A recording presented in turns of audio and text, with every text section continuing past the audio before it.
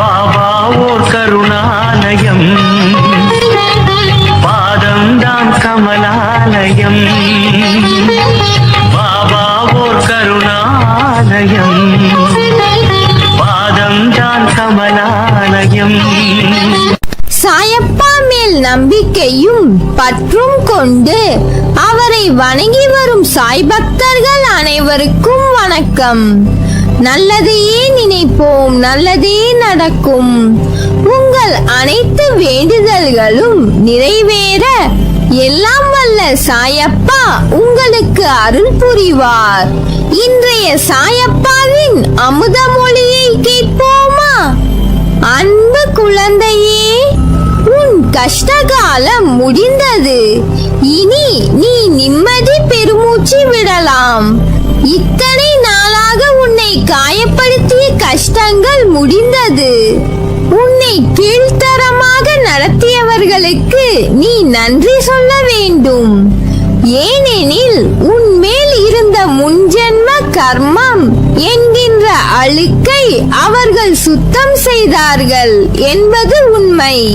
இன்னும் சில நாட்களில் அனைத்தும் மாறும். ஏனென்றால் சமீபத்தில் தான் நான் உன்னை சந்தித்து உனக்கு ஆசி வழங்கி இருக்கிறேன். அதை உன்னையும் உணர வைத்து இருக்கிறேன். யார் உன்னை வெறுத்தார்களோ, யார் உன்னை உதாசீனப்படுத்தினார்களோ, யார் உன் நம்பிக்கையை கெடுத்தார்களோ அவர்களின் தலைகணம் இன்னும் சில நாட்களில் மண்ணோடு மண்ணாகிவிடும்.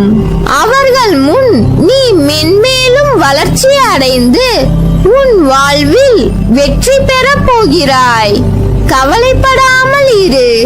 அப்பா நான் இருக்கிறேன். கோபம் வேண்டாம். உனக்கு வரும் அனைத்தையும் நான் ஏற்பேன். என் அனுமதி இல்லாமல் எதுவும் நடக்காது. அனைத்தும் இன்னும் சில நாட்களில் பொடி பொடியாக போகிறது. உன் மனம் தெளிவாகும். இழந்ததை மீண்டும் பெறப்போகிறாய்.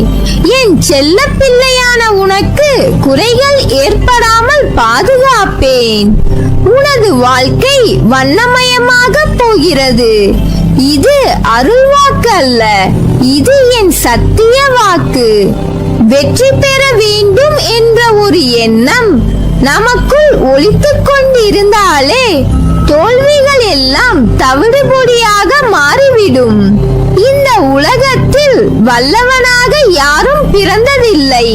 தன்னம்பிக்கை என்ற சுடர் தீபம் உனக்குள் எரிந்து கொண்டிருந்தால் இந்த அகிலத்தையே உன் கைக்குள் அடக்கலாம். தளர்ந்து நிற்காதே. வெற்றி என்னும் மைல்கல்லை அடைய துணை செய்யும் மிகச்சிறந்த ஆயுதமே நம்பிக்கை. அதை மட்டும் வளர்த்துக் கொள்ள உன்னை முழுவதுமாக தயார்படுத்திக் கொள்ள வேண்டும். ஒவ்வொரு மனிதர்க்குள்ளும் இரண்டு மனம் இருக்கும். ஒன்று உன்னை உயர்த்தி வெற்றியாளனாக மாற்றும். இன்னொரு மனம் உன்னை கடினமாக உழைக்க விடாமல் சோம்பேறியாக வைத்துக் கொள்ளும். எந்த ஒரு செயலை செய்தாலும் அதை முடியாது என்று ஒரு மனம் சொல்லிக்கொண்டே இருக்கும். ஆனால் இன்னொரு மனம் இது எல்லாம் உனக்கு ரொம்பவே எளிதான விஷயம், இதை ஈஸியாக முடித்து விடலாம் என்று சொல்லும். ஆனால் நாம் முடியாது என்று மனம் சொல்வதை கேட்டு தளர்ந்து போய்விடுவோம்.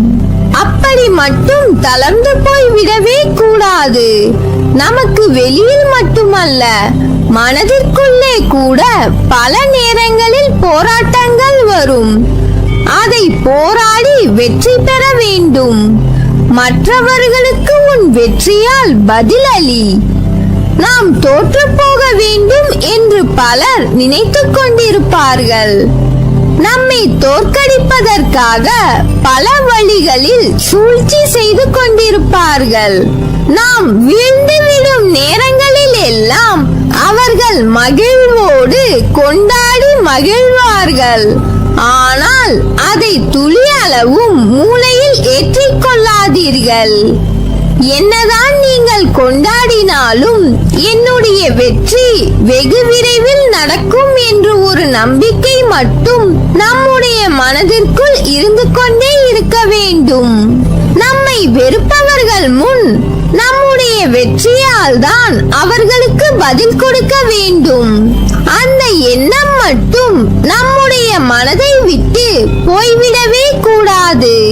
எந்த வேலையை நாம் செய்து கொண்டிருந்தாலும் அதை இன்றே செய்து முடித்துவிட வேண்டும்.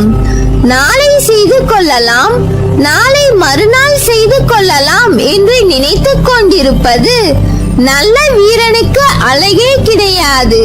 இதை பல இடங்களில் பலர் சொல்லி கேள்விப்பட்டிருப்போம்.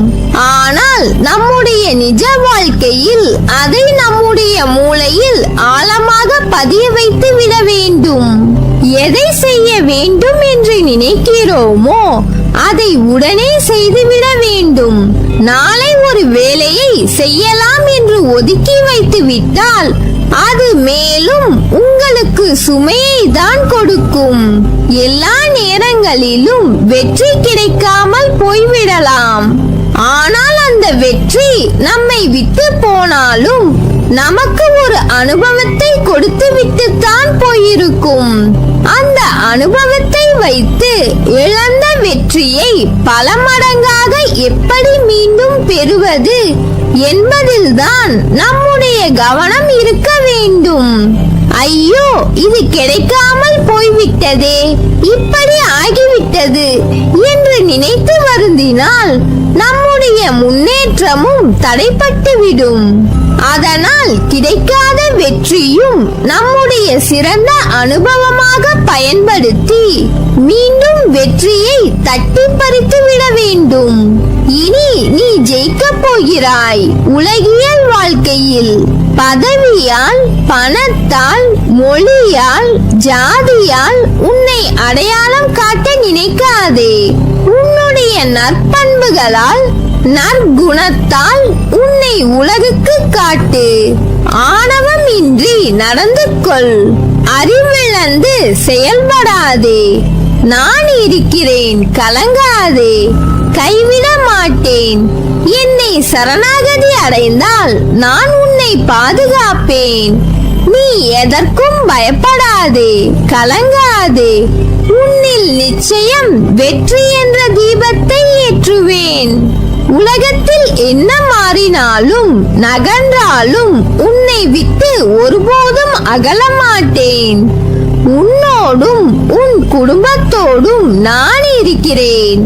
நீ எல்லா செல்வ வளங்களையும் பெற்று சீரும் சிறப்புமாய் நிம்மதியான மகிழ்ச்சியான வாழ்க்கையை பெறுவாய். நல்லதே நடக்கும்.